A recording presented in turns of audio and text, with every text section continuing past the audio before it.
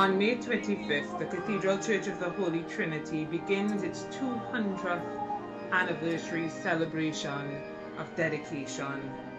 So join us on the 25th of each month for glimpses of our past as we imagine and dream our way into the future.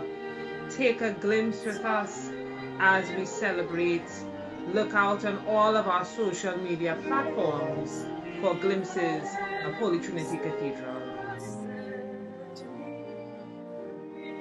Good afternoon, my name is Marian Taylor, and I have been a member of the Trinity Cathedral for the past 38 years. I clearly remember my first day at Trinity Cathedral when I was warmly welcomed by Miss Joan Hill, Miss Brenda Derrick, and Mrs. Margaret Stewart, all of whom are now deceased. May their good souls rest in peace. It was the initial display of godly love that was meted out to me by these three women that prompted me to tarry within the flock at Trinity Cathedral. The heavenly love still abounds today, and this to me is what makes Trinity Cathedral home to individuals from all walks of life, be they rich, poor, or otherwise. As a member, over the years, I have been privileged to experience the likes of at least 4 deans and rectors: Royal Dublin, Nolly Pratt, Colin Sampson, and now Dr. Shelley-Ann Taylor, as well as various deacons and priests like Father Augustus Thompson, Cheryl Motley, Gerald Hendrickson, and David Pollard, all of whom had their unique manner of delivering the Word of God while showing its relevance to contemporary living.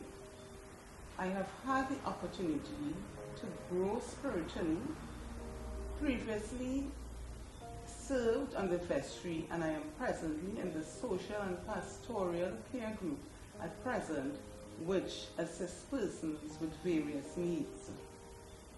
I remember when the Trinity All Generation Steel Orchestra and School of the Arts was introduced in 1994. This was a welcome venture since it allowed young persons not only to aspire to be musicians, but as a means whereby children from all walks of life are afforded the opportunity to develop their talent, as well as to keep them occupied and away from undesirable behaviors. Within its 200 years of existence, Trinity has functioned in the service of the people of Trinidad and Tobago. Most, if not all, government ceremonial activities are held at Trinity: the opening of Parliament, the opening of the law term, Defence Force anniversary services, just to name a few. However, it is not without its challenges. I can attest to a day when the fire from an adjacent burning building posed a threat to the cathedral. On that day, I was devastated. I was in tears. I left my home and journeyed down to Hart Street to see if my services were needed. Praise be to God Almighty that the fire did not reach Trinity. The earthquake of 2018, however, destroyed a great deal of the structure, which has caused us to be out of the physical church to date. The struggle continues towards the restoration of the structure, and with God's help, we are quite confident that this venture will be realized. At this moment, I take the opportunity to introduce to you Imani Taylor, my niece, who represents the younger generation of the congregation. My name is Imani, as my auntie told me before. I am 17 years old and I attend the Holy Trinity Cathedral. I have always been familiar with this church, as growing up my auntie brought me here regularly. When I got older, however, I stopped attending because I relocated to the east and was unable to attend.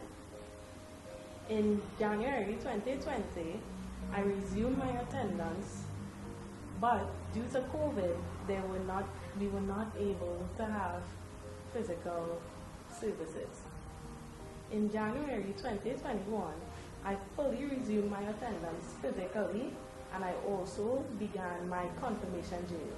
Embarking on my confirmation process with Father Thompson, Dean Tenya, and Deacon David as my teachers, along with my fellow confirmants, was a great experience. It allowed me a sense of community, and I had a great time learning and fully understanding my faith. I enjoy coming to church here at the Holy Trinity Cathedral, as the services are educational and non-complicated. There is no pressure to be somebody that you are not, and the people are very accepting and non-judgmental. It is easy to come to church here and not worry about unimportant things. You can focus fully on the reason we gather in the first place, the Lord.